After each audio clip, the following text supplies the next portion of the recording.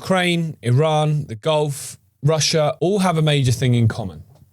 They are all incredibly important energy centers for the world. They are clearly being attacked by design. By attacking the energy infrastructure or disrupting the energy infrastructure, you influence quite literally everything in a negative way.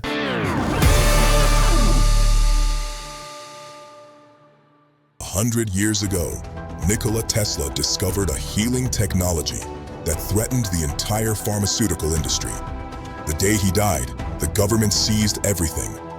For 100 years, this technology was hidden. Until now, plasma is back. Tesla Club, tzla.club. Right, good morning everybody. I hope you're well wherever you are in the world. Hope you had a nice weekend. Back to it with a fresh week here. Now, we're going to start in Ukraine. And Ukraine, Iran, the Gulf, Russia, all of those areas that are in the center of this conflict or varying conflicts all have a major thing in common. They are all incredibly important energy centers for the world, whether that's liquid natural gas, whether that's oil, imports, exports, all of those. And they are clearly being attacked by design. And I don't just mean the countries, I mean the energy infrastructure of those countries, which is actually civilian infrastructure, which is technically classed as a war crime. Now, why? Simple question, why? Now, the obvious answer is that you want to deplete the enemy. If they have less energy, they have less ability to replenish munitions, to carry out attacks, and it generally weakens the enemy.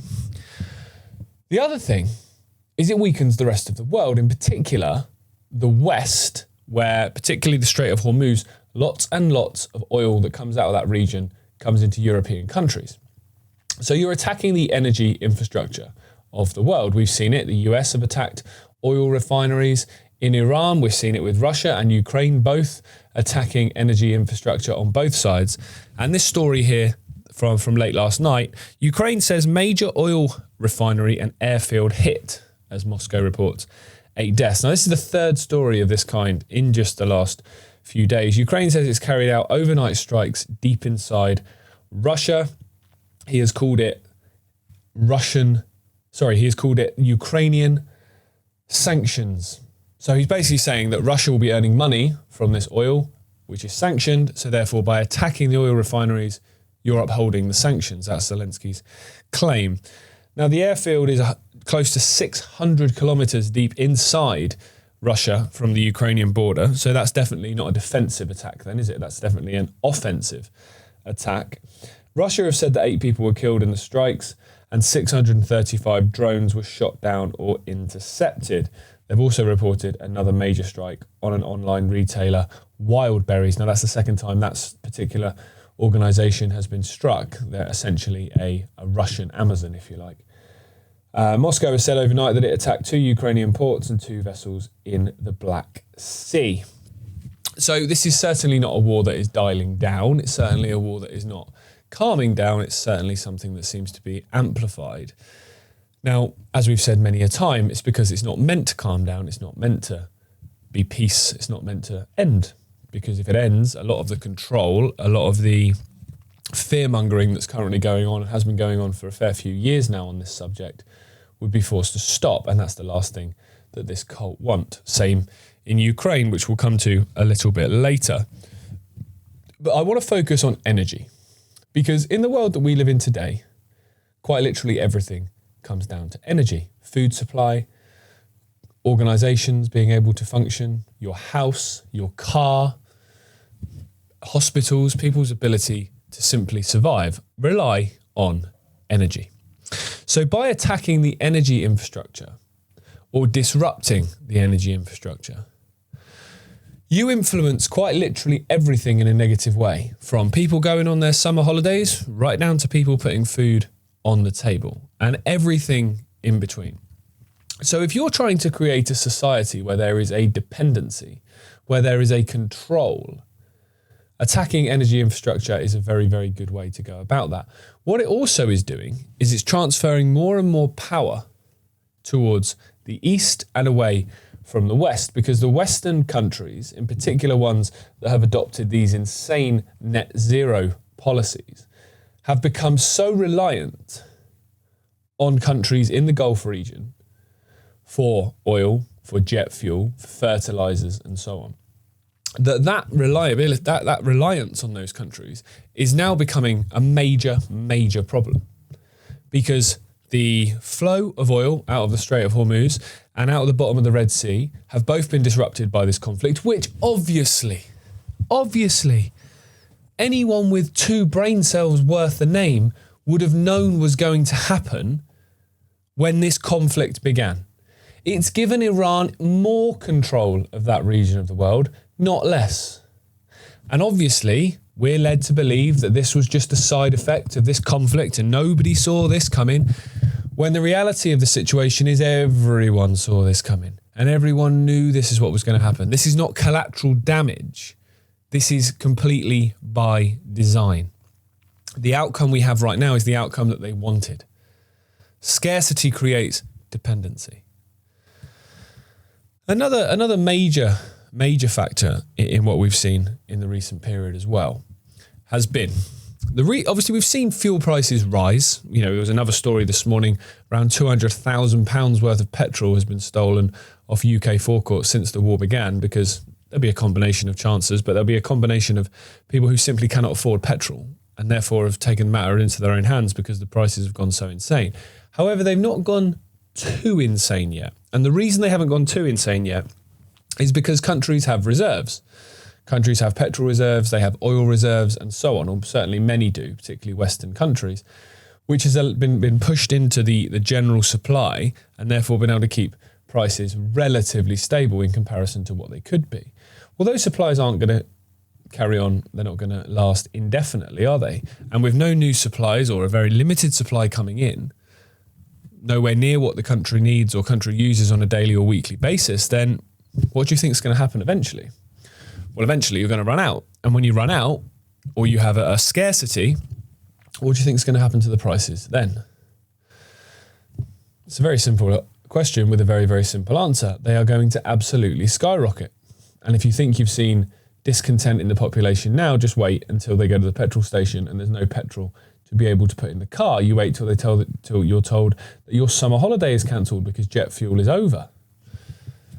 You can't heat your home. And it's just ironic, isn't it, that we're just about to go into the cooler months now as we sit here in the first week of August. We're about 2 months away or so, 10 weeks away from when the temperatures will start to plummet here in the UK and Northern Europe. And just at that time, we're going into what will be almost certainly an energy crisis. That doesn't feel organic to me. Certainly doesn't feel organic.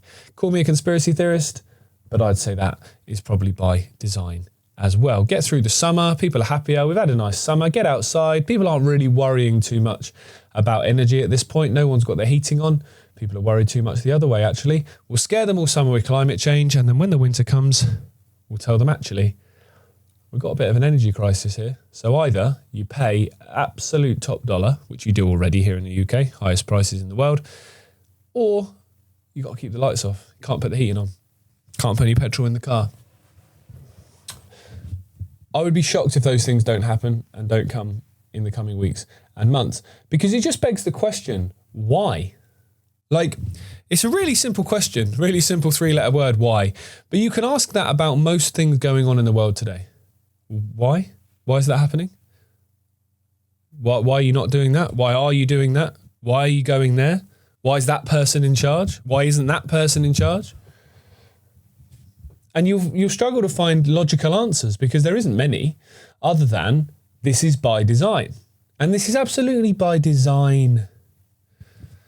You don't attack energy infrastructure. You don't start a war in a region of the world where around 3/4 of the oil supply of the world comes from and not know that it's going to create energy crisis. It's going to force prices to skyrocket. It's going to affect supply. That's not something you don't know. That's something you absolutely know. So either you're thick as hell and you do it anyway, or the impact of doing it was your agenda all along.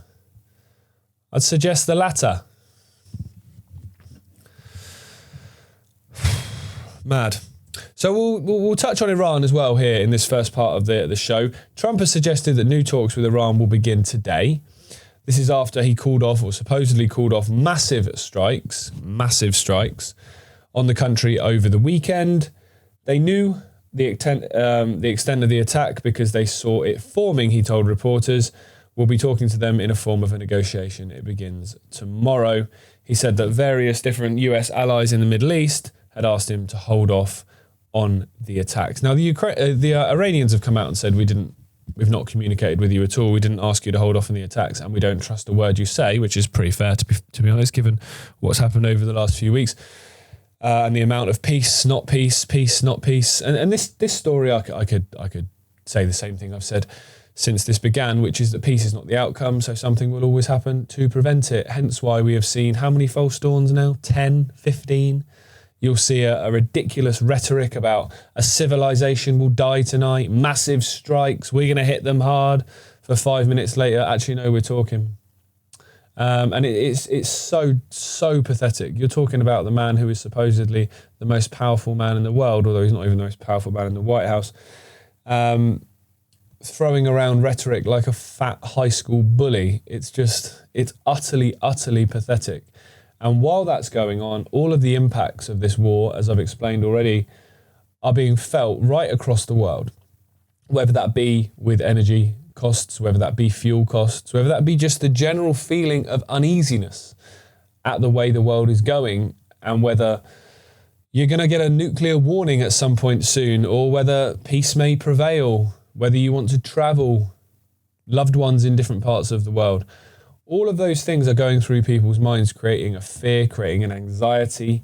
Again, none of which is by accident. All of these things are by design. And I think that is a real light bulb moment in any awakening, is to not just see through what's happening and that the official story of certain events and the official story of happenings and so on is not the real truth.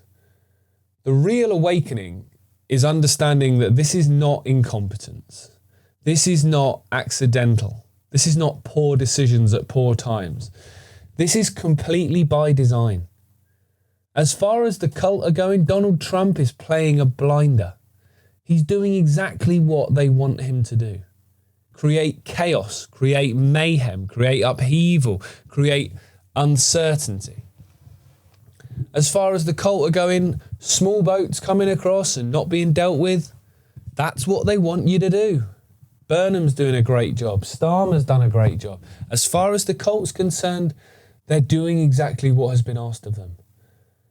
And that, for me, is the real bubble-bursting moment of any kind of awakening, is realising that this is not accidental. This is by design. This is long planned. And without intervention, it's not going to change. Rupert Lowe and Nigel Farage, who people are chucking their hats on in this country, they're not going to change anything. They're part of the problem. They're part of the establishment. You've only got to listen to what they actually say and what they actually do, in particular when it matters, to see that. Donald Trump is part of the establishment as much as anybody. Again, look at his actions. Look at who's benefiting from what he's doing and what has done. The Iran war has been talked about since the late 90s. Netanyahu's wanted this for 20 years. And all of a sudden, an anti-deep state, drain the swamp Trump has come in and given him exactly what he wanted. Come in and given the deep state exactly what it wanted. You can take this all the way back to the 2000 document, The Project for the New American Century, written by a load of neocons, including Dick Cheney and others, that talked about regime-changing countries in the Middle East. And they were ticked off. Libya, Syria, Iraq, Afghanistan, and the holy grail of them, Iran. 26 years ago, almost, that document came out. 26 years ago, a quarter of a century later, and an anti-establishment, on your side figure is the one that gave it to him.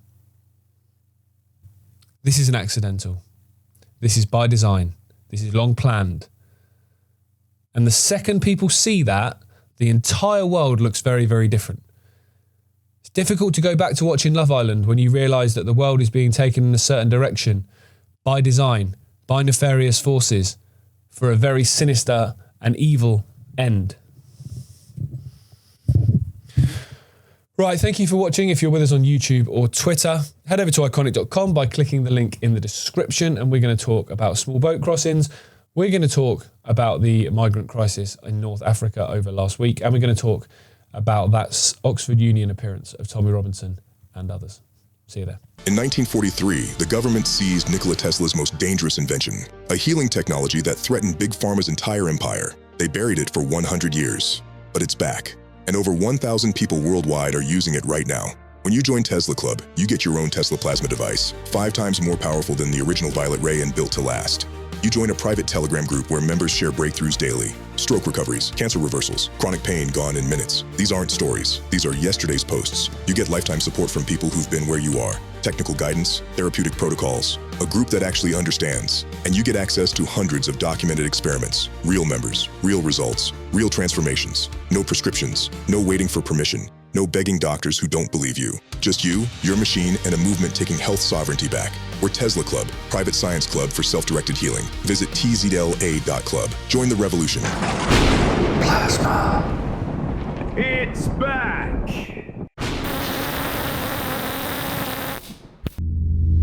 Don't mention the reptiles, Dave. Even less is said about the Grey Pope, who some believe to be the true ruling power in the Vatican. Humans emitting a MAC address. All of them had Bluetooth signals. I've never seen it before. Queuing up to transition their children. This is the ultimate suicide cult. What if the symbols around us every day aren't just ornamental? We lost 1,000 years of history. What if they're instruction? That state of awareness is not manipulatable.